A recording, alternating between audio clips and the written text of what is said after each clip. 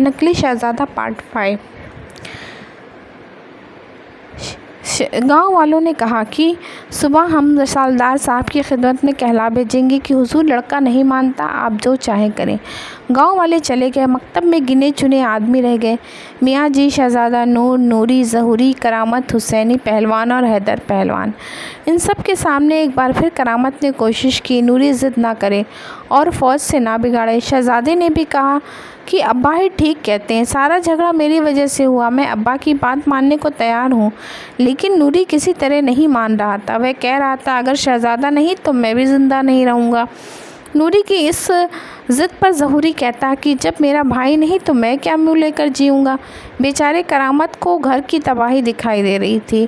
وہ ہائے ہائے کر رہا تھا۔ نوری کسی طرح نہ مانا تو حسینی اور حیدر پہلوان بولے اچھا تو اب ہماری سنیے، نوری ہمارا سکھایا پٹھا ہے، جب یہ تلوار لے کر فوج میں کودے گا تو ہمارے لیے بڑی شرم کی بات ہوگی کہ ہم ہاتھ پر ہاتھ دھرے بیٹھے رہیں۔ اب ہمیں اجازت دیجیے، رات زیادہ آ چکی ہے، ہم کم سے کم اتنا تو کریں، اپنے پٹھوں کو خبر کر دیں۔ اچھا جب یہی ہے تو یہی صحیح، تقدیر میں یہی لکھا تھا کہ بچوں کو بڑا کر کے موت کے منہ میں ڈھکیل دوں، تو پھر سب کے بعد باپ کیسے زندہ رہ سکے گا؟ میری رائے ہے کہ مرنے سے پہلے نوران اور اس کی ماں کو رات ہی میں قتل کر دینا چاہیے تاکہ ہم اطمینان سے مر سکیں۔ کرامت نے آخری بات کہی۔ نوری نے کہا باپ آپ اتنا سہمے ہوئے کیوں ہیں؟ اللہ پر بھروسہ کیجیے، توغان خان کے ساتھ 200 سپاہی ہی تو ہیں، آپ کل دیکھیے گا کہ کیا ہوتا ہے، کیوں شہزادے ہیں نا؟ نوری نے بات کہتے کہتے شہزادے کی طرف دیکھا۔ شہزادہ چپ رہا۔ کرامت بولا بیٹا بچوں کی سی باتیں ہیں، خیر اب ختم کرو اور چلو کفن کی فکر کریں۔ کرامت کا دل اب بھی پورا نہ تھا۔ شہزادے نے یہ دیکھ کر سب کو رضامند کر لیا کہ توغان خان سے بات اسی کو کرنے دیا جائے۔ حسینی اور حیدر نے الگ جا کر آپس میں رائے ملائی اور پھر وہ اپنی اپنی طرف چل دیے۔ انوری اور نوران کو کچھ نہیں بتایا گیا۔ صبح کرامت نے ڈانٹ کر دونوں سے کہہ دیا کہ گھر سے نہ نکلیں۔ اس نے دونوں کو کوٹری میں بند کر دیا اور کنڈی لگا لی۔ گاؤں کے بڑے بوڑھوں نے توغان خان سے جا کر کہہ دیا کہ نوری نہیں مانتا، اب آپ جانیں اور ہم سے کوئی مطلب نہیں۔ لوگوں نے پوچھا بھی کہ حضور سرکار سے کیا حکم ملا ہے؟ جواب ملا قتل۔ توغان خان نے فوج کو تیار ہونے کا حکم دیا۔ اس کے حکم سے گاؤں کو گھیر لیا گیا۔ گاؤں کے ایک ناکے پر 100 سپاہی لے کر خود کھڑا ہوا اور دوسرے ناکے پر زرغام خان کے افسر بنا کر تعینات کر دیا۔ اعلان کرا دیا کہ ہمیں نوری کے سوا کسی اور سے مطلب نہیں، جو نوری کی طرفداری کرے گا اس کا حشر نوری کے ساتھ ہوگا، باقی سب کو امن ہے۔ اس کے بعد نوری کے گھر کی طرف بڑھا۔ آگے بڑھ کر اس نے دیکھا ایک نوری کے بدلے 2 نوری نظر آ رہے تھے۔ ظہوری، کرامت، میاں جی، حسینی، حیدر پہلوان اور 50 پٹھے دونوں کے ساتھ تھے۔ وہ حیران ہو گیا، رات بھر میں ایک نوری کے 2 نوری کیسے ہو گئے؟ اس نے کچھ سپاہی بھیجے کہ پوچھ کر آئیں کہ کس نیت سے آ رہے ہیں۔ شہزادے نے جواب دیا میں نوری ہوں، مجھے گرفتار کر لو۔ جی نہیں، میں نوری ہوں، مجھے گرفتار کر لو، نوری نے بڑھ کر کہا۔ دونوں اپنے کو نوری بتانے لگے۔ توغان خان کی سمجھ میں کچھ نہ آیا۔ اس نے حکم دیا دونوں کو قتل کر دو۔ قتل؟ آخر کس جرم میں؟ نوری نے پوچھ بیٹھا۔ تم نے سرکاری حکم کی توہین کی ہے، توغان خان نے بتایا۔ پھر کہا کہ یہ سرکاری حکم ہے جسے ٹالا نہیں جا سکتا، قتل ہونے کے لیے تو ہم تیار نہیں۔ نوری نے نظر سے نظر ملا کر کہا اور اس نے میان سے تلوار نکال لی۔ ہم تو قتل کرنے کے لیے تیار ہیں، توغان خان نے جواب دیا، ساتھ ہی سپاہیوں کو اشارہ کیا کہ قتل کر دو۔ سپاہی بڑھے تو شہزادے نے کہا توغان خان تو کیوں ان سپاہیوں کی جان کے پیچھے پڑا، خود کیوں نہیں بڑھ کر قتل کر دیتا؟ اور شہزادے نے بھی تلوار سونت لی۔ ایک گنوان لڑکا رسالدار صاحب کو تو کہہ دے، اس کی تن بدن میں آگ ہی تو لگ گئی۔ اس نے سپاہیوں کو روکا، گھوڑے سے اترا، میان سے تلوار نکالی اور خود قتل کرنے بڑھا۔ شہزادہ بھی اس کی طرف چلا۔ نوری نے اسے روکا، پہلے مجھے جانے دو۔ نہیں، پہلے میں جاؤں گا۔ شہزادے نے نوری کو جانے سے روکا۔ جی نہیں، پہلے میں جاؤں گا۔ نوری نے آگے، شہزادے کی ایک نہ چلی۔ شہزادہ نوری کو ابھی تک ویسا ہی سمجھ رہا تھا جیسا کہ اس نے ندی کنارے چھوڑا تھا، مگر نوری نے اسے اطمینان دلایا کہ گھبرانے کی بات نہیں، اس کا سر ابھی اڑا کے دیتا ہوں۔ شہزادہ سمجھ گیا کہ محبت خان نے نوری کو پکا سپاہی بنا دیا ہے۔ شہزادہ بھی پیچھے ہٹ گیا، لیکن تھا چوکنا کہ شاید نوری کی مدد کو دوڑنا پڑے۔ نوری توغان خان کے سامنے جا ڈٹا اور کرامت نے اپنا دل تھام لیا۔ اچھا آپ تشریف لائیں تو لیجیے، کہہ کر توغان خان نے تلوار کا وار کر دیا۔ نوری نے تلوار کو تلوار پر روکا اور پھر دیکھتے ہی دیکھتے دو بجلیاں چمکنے لگیں۔ شہزادہ نوری کے پیترے اور وار دیکھ رہا تھا، وہ خوش ہو گیا۔ شہزادے نے میاں جی سے کہا، توغان خان نوری کی تلوار سے بچ نہیں سکتا۔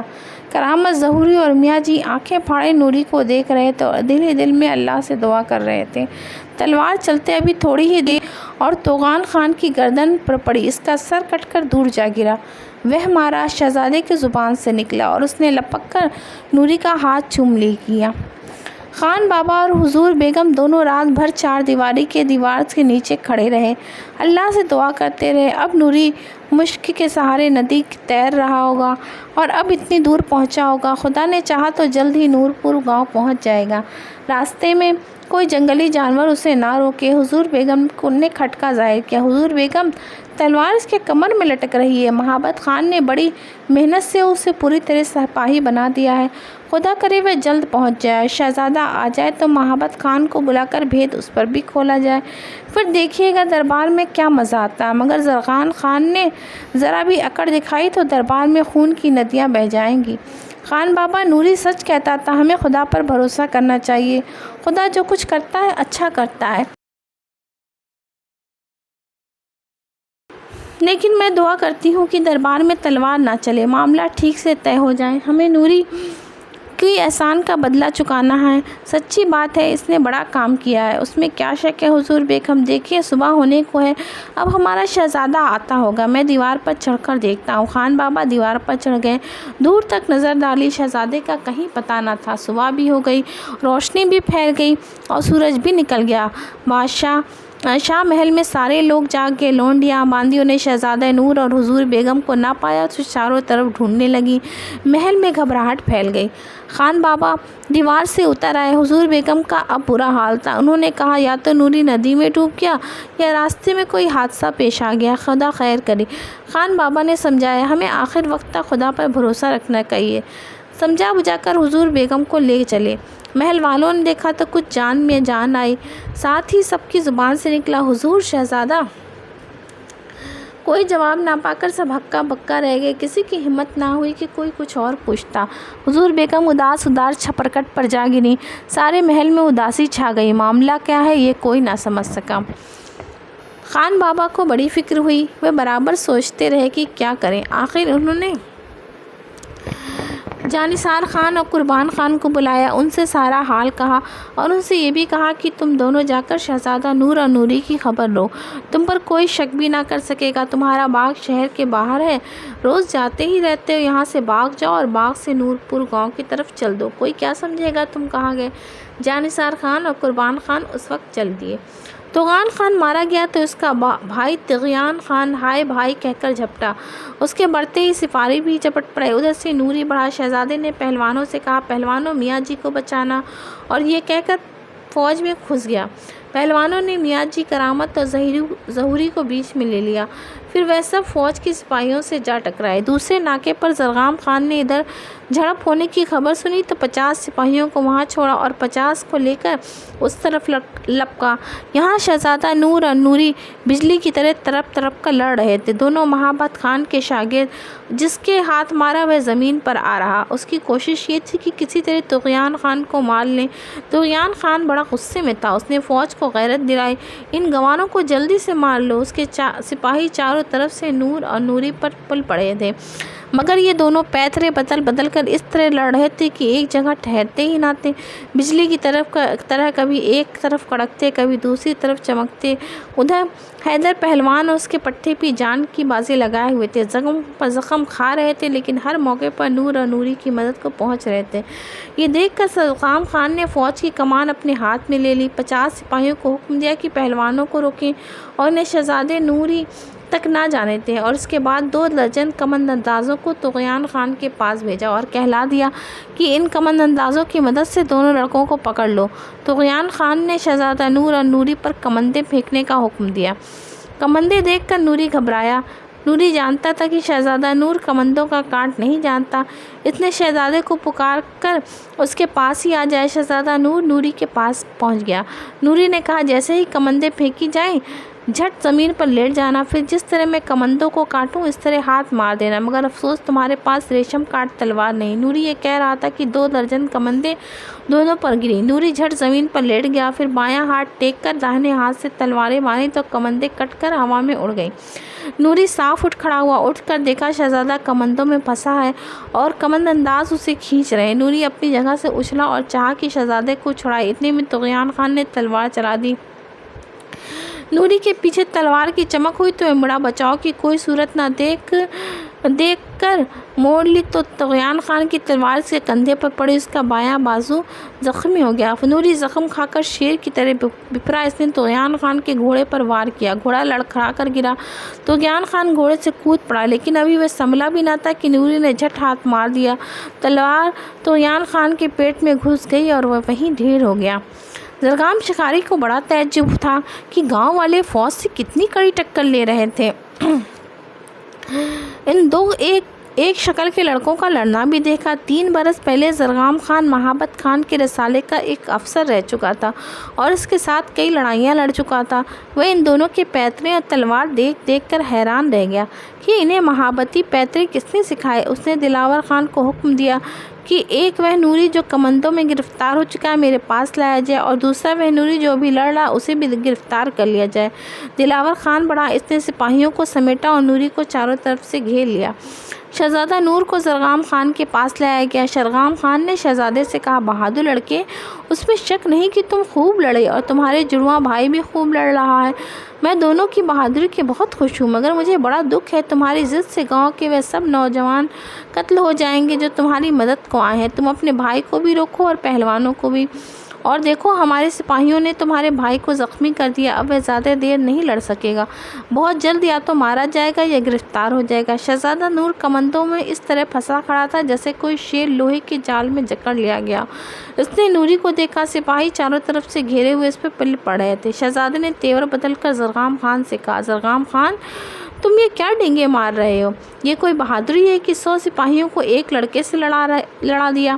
زرغام خان شہزادے کی زبان سے اپنا نام سن کر چونکا۔ وہ سوچنے لگا، یہ لڑکا میرا نام کیا جانے؟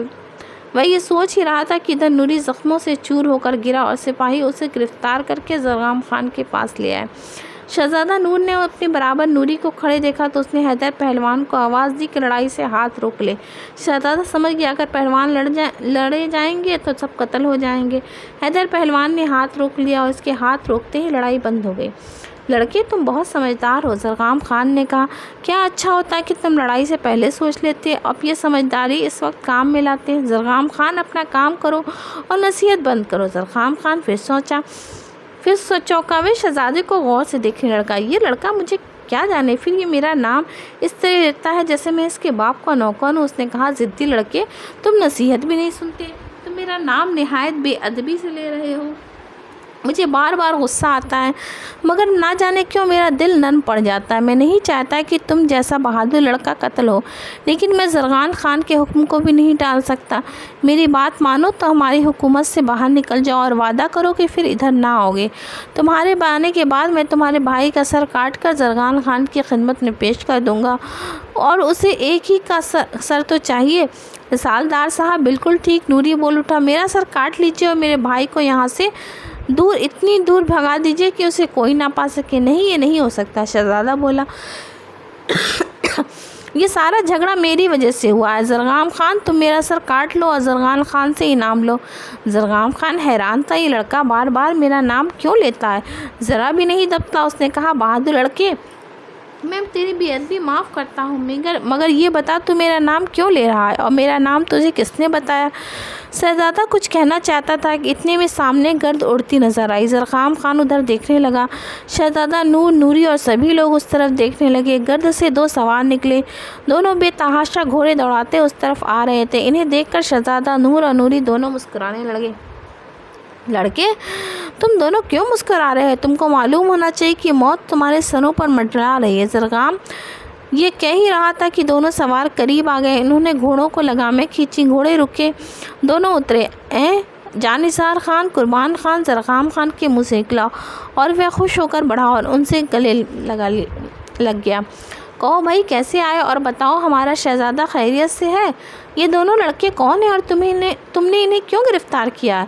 یہ تو میں نہیں جانتا یہ بد نصیب کون ہے، لیکن ان میں ایک کو قتل کرنے کا حکم زرغان خان نے بھیجا ہے۔ کیوں؟ اس نے کیا خطا ہوئی؟ قصہ بڑا دلچسپ ہے۔ یہ جو دو لڑکے تم دیکھ رہے ہو بالکل ایک شکل کے ہیں۔ بے شک ایک شکل کے ہیں۔ کل تک ان میں سے نوری نام کا ایک تھا، آج اچانک دو ہو گئے۔ یہ کیسے؟ یہ تو مجھے بھی نہیں معلوم، مگر یہ دونوں ہیں بڑے بہادر اور نڈر، ساتھ ہی ضدی بھی۔ نوری نے شیر کو مارا۔ زرغان خان کو معلوم ہوا تو اس نے 10,000 کا انعام دیا، دربار میں بلایا اور عہدہ دینے کے لیے حکم دیا۔ اچھا پھر نوری نے بڑی نادانی ہوئی، اس نے انعام لینے سے انکار کر دیا تو راجدھانی سے قتل کر دینے کا حکم آیا۔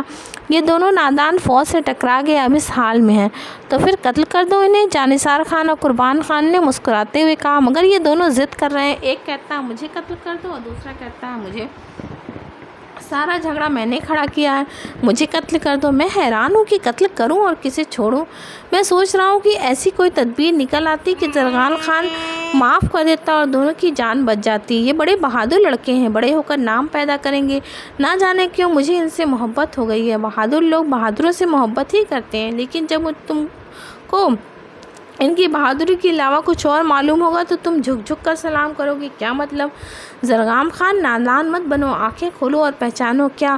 زرغام خان کا منہ کھلا کا کھلا رہ گیا۔ زرغام خان تم پر افسوس ہے، تم اپنے شہزادے کو نہیں پہچانتے۔ شہزادہ 12 برس کی عمر میں 3 مہینے تمہارے ساتھ رہا، قلعہ آخون پر اس نے تمہارے ساتھ تلوار چلائی اور تم اسے نہیں پہچانتے؟ تو ان میں ایک ہمارا شہزادہ ہے۔ زرغام خان ہکا بکا ہو کر شہزادہ نور اور نوری کو تکنے لگا۔ جانثار خان اور قربان خان آگے بڑھے۔ جانثار خان نے شہزادے کی کمنڈیں کاٹیں، قربان خان نے نوری کو کھولا، سلامی دی۔ زرغام خان اور سارے لوگ ایسے اچنبھے میں پڑے کہ کچھ سوچ نہ سکے۔ شہزادہ نور زرغام خان کی طرف بڑھا، اس کے کندھے پر ہاتھ رکھا اور بولا، زرغام خان کیا سچ مچ تم نے مجھے نہیں پہچانا؟ شہزادہ مسکرانے لگا، شہزادہ حضور آپ بے ادبی معاف فرمائیں۔ زرغام خان نے شہزادے کو گلے لگا لیا، میں کیا جانوں حضور، 3 برس ہو گئے دربار میں تشریف نہیں لائے، میں نے نہیں دیکھا۔ مگر حضور یہ قصہ کیا ہے؟ آپ یہاں اور اس حال میں میری سمجھ میں کچھ نہیں آ رہا۔ بتاتا ہوں کہہ کر شہزادے نے میاں جی کی طرف اشارہ کر کے کہا، سب سے پہلے ان بزرگ کو سلام کرو، ان کا مجھ پر بڑا احسان ہے۔ زرغام خان نے بڑھ کر میاں جی کو سلام کیا، ساری فوج نے سلامی دی۔ اس کے بعد زرغام خان نے حکم دیا سارے زخمیوں اور نوری کے زخموں کی مرہم بٹی کی جائے، پھر سب کے ساتھ لے کر چلا، باغ میں ڈیرا ڈالے۔ لیکن میاں جی نے فرمایا کہ گاؤں میں چلنا چاہیے تاکہ وہاں کے لوگوں کو اطمینان ہو، وہاں سب بہت پریشان ہوں گے۔ زرغام خان گاؤں کی طرف مڑ گیا۔ میاں جی نے گاؤں کے بیچوں بیچ میدان کی طرف اشارہ کیا۔ دیکھتے دیکھتے جنگل میں منگل ہو گیا، فرش بچھایا گیا، سارے سپاہی اور گاؤں کے لوگ قاعدے سے بیٹھ گئے۔ کچھ کھڑے ہوئے کرامت ظہوری، حیدر پہلوان، حسینی پہلوان اور دوسرے پٹھوں کو خاص طور پر عزت کے ساتھ بٹھایا گیا۔ میاں جی بیچ میں بٹھائے گئے۔ میاں جی نے ظہوری سے کہا کہ جا کر انوری اور نوران کو بھی لے آئے۔ ظہوری گھر گیا، اس نے کوٹری کھولی۔ نوران اور انوری دونوں سہمی ہوئی تھیں۔ انہوں نے ظہوری کے سر اور ہاتھ پیروں میں زخم دیکھے تو گھبرا کر حال پوچھنے لگے۔ ظہوری ہنسا اور کہا، ساتھ ہو، اللہ کی قدرت کا تماشا دیکھو۔ دونوں ساتھ ہو لی، آ کر کرامت کے پاس بیٹھ گئی، ہکا بکا سب کو دیکھنے لگی۔ دونوں کبھی شہزادہ نور کو دیکھتی، کبھی نوری کو۔ کرامت نے چپکے سے کہا، خبردار بولنا نہیں۔ لیکن نوران پوچھی بیٹھی، باپ ایک بھیا کے 2 بھیا کیسے ہو گئے اور اس کو کس نے مارا؟ کرامت مسکرا دیا۔ زرغام خان نے میاں جی سے کہا، حضرت آپ فرمائیے یہ کیا بھید ہے؟ میاں جی نے کھڑے ہو کر پہلے خدا کی حمد بیان کی، خدا کے آخری رسول صلی اللہ علیہ وسلم پر درود و سلام بھیجا، اللہ کے احسان یاد دلائے، اور پھر کہا، یہ خدا کی قدرت ہے، 2 لڑکے ایک شکل و صورت کے ہیں اور یہ دونوں ایک جگہ تمہارے خان بابا کو مل گئے۔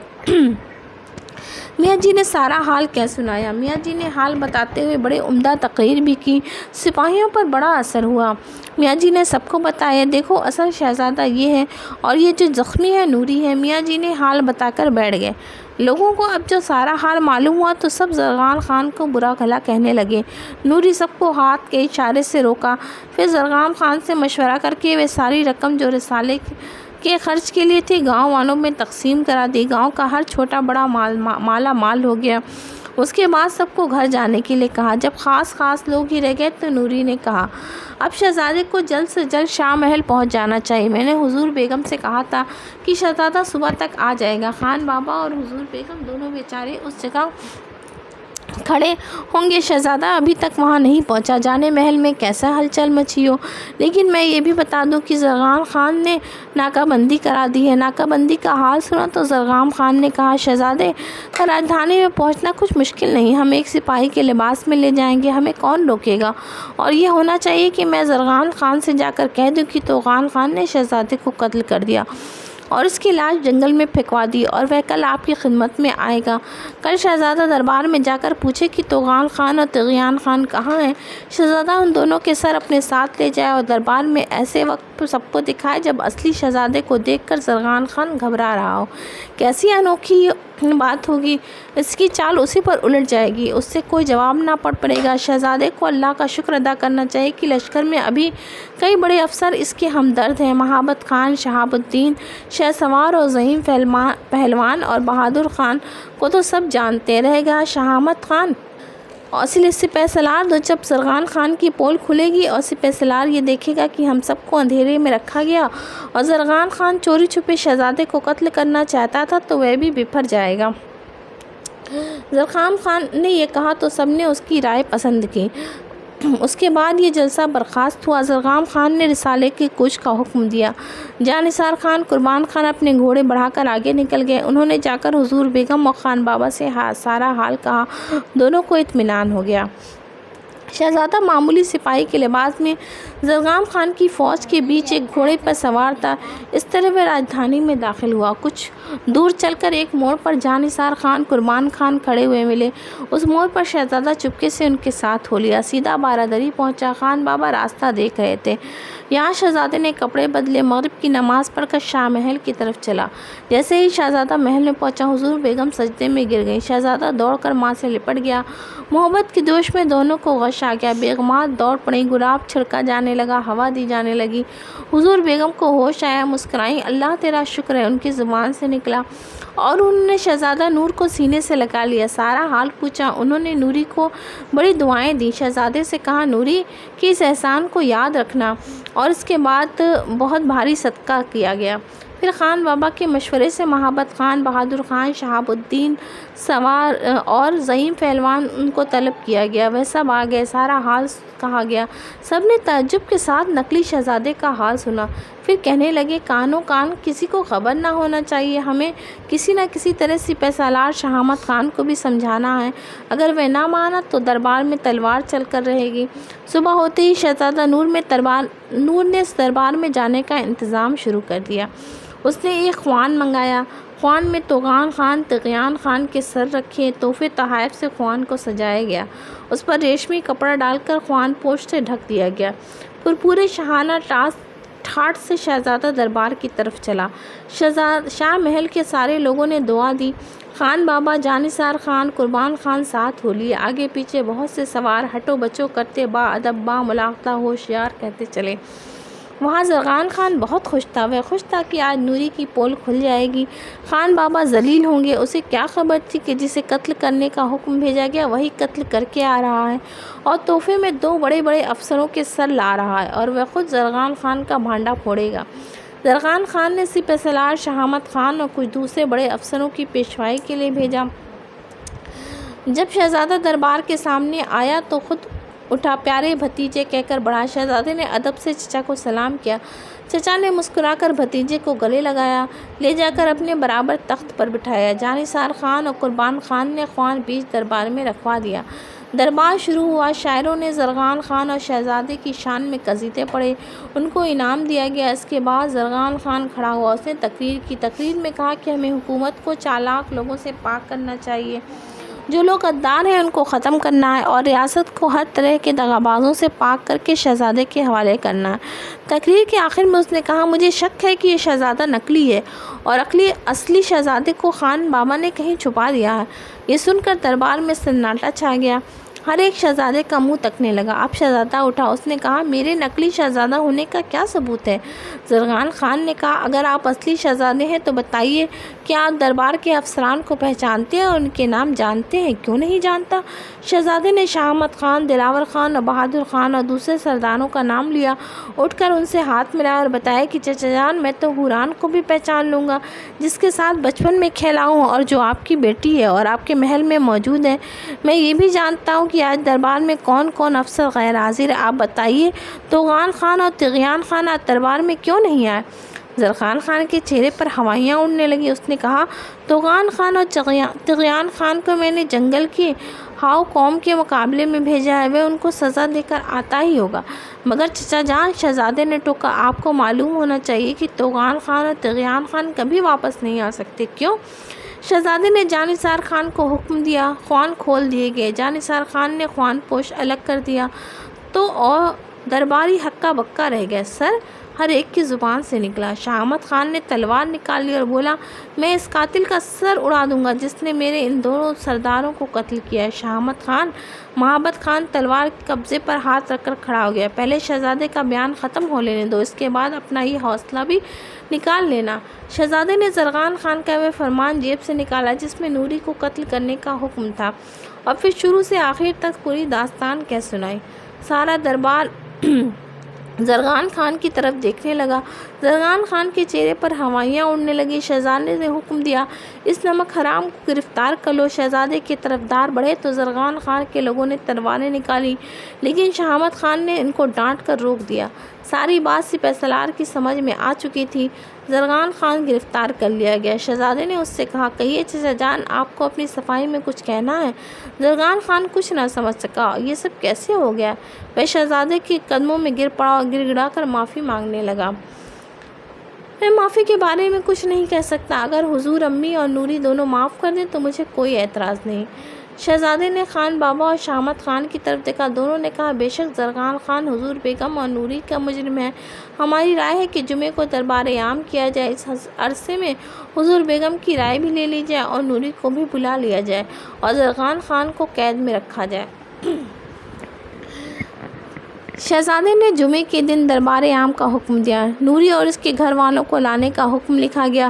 ساتھ ہی یہ بھی لکھا گیا کہ میاں جی حسینی اور حیدر پہلوان کو بھی عزت سے لایا جائے، اور یہ کہ گاؤں سے دربار میں جو بھی آنا چاہے اسے پوری سہولت دی جائے۔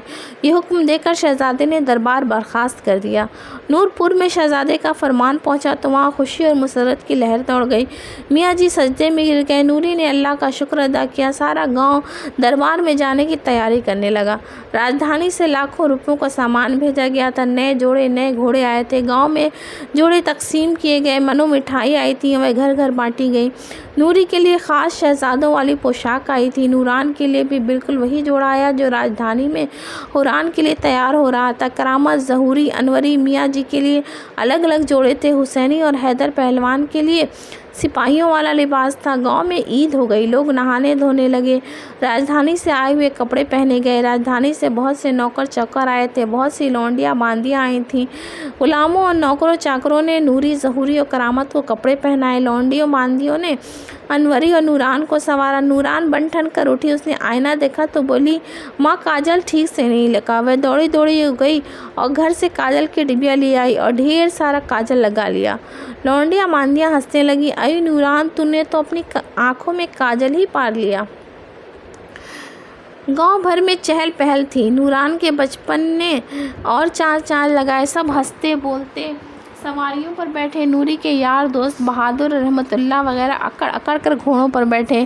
نوری نے حکم دیا کہ میاں جی کی سواری سب سے آگے رہے۔ پھر دھوم دھام سے جیسے بارات سب لوگ چلے آگے آگے۔ شاہی نوبت بجتی جا رہی تھی اور میاں جی کا یہ حال تھا کہ اللہ کا شکر ادا کر رہے تھے۔ ان کا سر بار بار سجدے میں آگے کی طرف جھک رہا تھا۔ شہزادے نے حکم دیا کہ تمام بڑے بڑے سردار پیشوائی کو چلیں۔ اس نے تخت اس طرح سجوایا تھا کہ اس پر 2 شخص بیٹھ سکیں۔ شہزادہ گھوڑے پر سوار لوگوں سے کہا، تخت لے کر چلے، اور راجدھانی میں اعلان کر دیا، جسے اللہ کی قدرت کا تماشا دیکھنا ہو وہ آ کر دیکھے۔ راستے میں دونوں طرف راجدھانی کے لوگ پھولوں سے جھولیاں بھرے اور ہاتھوں میں ہار لیے کھڑے تھے۔ شاہ احمد خان خود انتظام کر رہا تھا۔ محبت خان مسکرا رہا تھا اور اپنے نئے شاگرد سے ملے گا۔ زعیم پہلوان اور شہاب الدین بھی آپ کھلے جا رہے تھے۔ سینکڑوں نوکر چاکر راستے کے دونوں طرف لوگوں پر گلاب چھڑک رہے تھے۔ راجدھانی کے دروازے پر شہزادہ رکا، سامنے لوگ بارات خوشیاں مناتے چلے آ رہے تھے۔ شہزادے نے جیسے ہی میاں جی کو دیکھا گھوڑے سے اتر پڑا۔ اس کے اترتے ہی سارے لوگ گھوڑوں سے اتر پڑے اور ادب سے کھڑے ہو گئے۔ شہزادے کو پیدل دیکھ کر میاں جی، نوری، ظہوری، کرامت سبھی لوگ سواریوں سے اتر پڑے۔ شہزادہ دوڑ کر میاں جی کے پاس پہنچا۔ وہ جھک کر میاں جی کا قدم چومنا چاہتا، لیکن میاں جی نے انہیں سینے سے لگا لیا۔ میاں جی سے مل کر شہزادہ کرامت کی طرف بڑھا اور ابا جان کہہ کر لپٹ گیا۔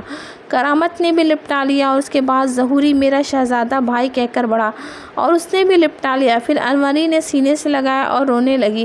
اس کا یہ رونا خوشی کا رونا تھا۔ نوران کی باری آئی۔ شہزادے نے چاہا کہ اسے شاہی تخت پر بٹھائے، مگر وہ روٹھ گئی۔ ارے بھائی، کیوں میری گڑیا؟ شہزادے نے ہنس کر کہا۔ میں تو نہیں بولتی شہزادے بھیا، جنگل سے کروندے کیوں نہیں لائے؟ نوران کی اس بات کو سن کر سب لوگ ہنسنے لگے۔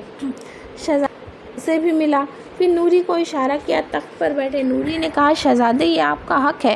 شہزادے نے نوری کا ہاتھ پکڑ کر اپنی طرف کھینچ لیا، لے جا کر تخت پر بٹھایا اور کچھ اس کے برابر بیٹھ گیا۔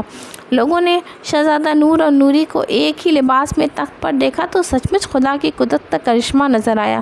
کوئی پہچان ہی نہیں سکتا تھا کہ ان میں کون نوری ہے، کون شہزادہ نور۔ لوگ پھر سواریوں پر بیٹھے اور پوری بادشاہی ٹھاٹھ سے دربار تک پہنچ گئے۔ لوگ دیکھ کر تعجب کر رہے تھے کہ ایک شہزادے کے دو شہزادے کیسے ہو گئے۔ شہزادے نے اپنے استاد جناب امام یحییٰ صاحب سے میاں جی کو خاص طور پر ملایا۔ ابھی سب مل ہی رہے تھے کہ حضور بیگم کا پرچہ آیا۔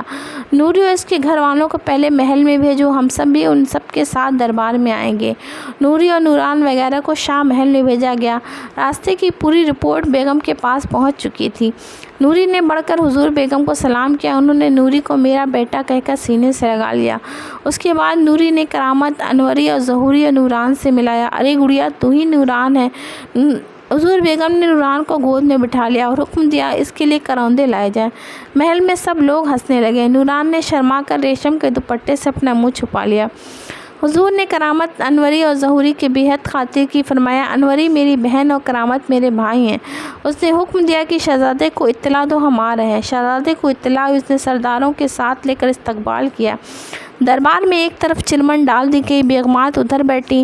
تخت دربار کے بیچ میں ایک طرف اونچائی پر رکھا ہوا تھا۔ تخت کے ایک طرف شہزادہ بیٹھا تھا اور دوسری طرف نوری، اور پھر ایک ایک کر کے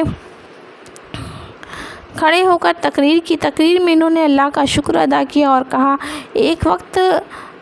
کہا کہ اب وقت آ گیا ہے کہ حقدار کو اس کا حق دیا جائے۔ خان بابا کے بعد شہزادے نے تقریر کی۔ اس نے کہا، سلطنت اب اس دیندار شخص کو سونپی جائے گی جو اسے اللہ اور اس کے رسول کے حکموں کے مطابق چلا سکے۔ اس کے بعد شہزادے نے کہا کہ نوری اس لائق ہے، اس کو بادشاہ بنایا جائے۔ شہزادے کے بعد نوری نے کھڑے ہو کر کہا، میرے خیال میں ریاست کا اصلی طاقت اللہ کے بعد فوج ہے، اور فوج میں جو اثر شہزادے کا ہے وہ کسی کو نہیں ہو سکتا۔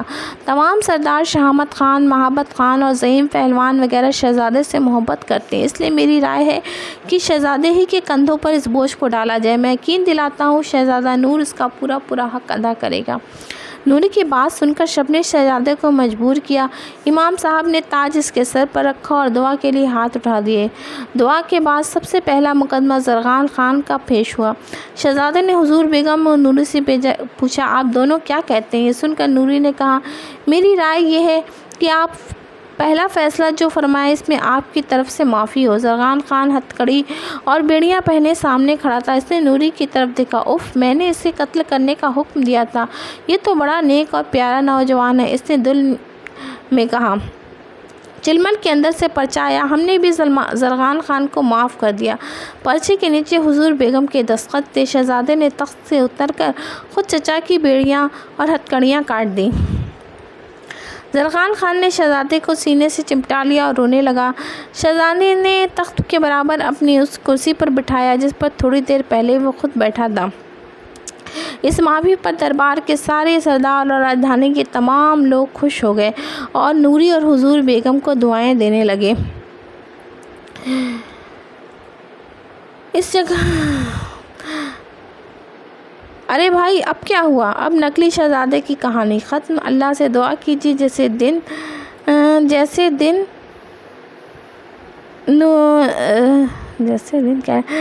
دن ہمارے شہزادے نور اور نوری کو نصیب ہوئے، ہم سب پر بھی اللہ تعالیٰ اسی طرح اپنا فضل فرمائے، آمین۔